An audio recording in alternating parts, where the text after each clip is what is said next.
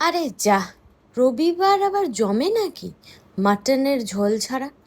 ও sorry sorry, maximum বাড়িতেই, বাঙালি বাড়িতে এই ঝামেলাটা তো হয়েই থাকে যে মাটনের ঝোল খাবো না মাটন কষা খাবো।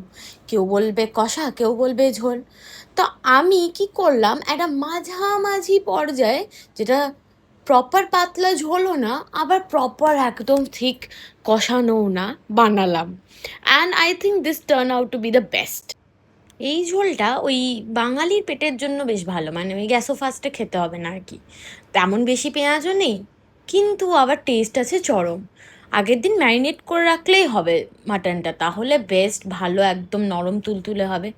কিন্তু আমার তো মাঝখানে ভিডিওই নেই, কারণ আমার হয়েছিল গ্যাস শেষ, এবং পুরো প্রেশার কুকার তুলে নিয়ে আমি গেছিলাম বন্ধুর বাড়িতে রান্না করতে।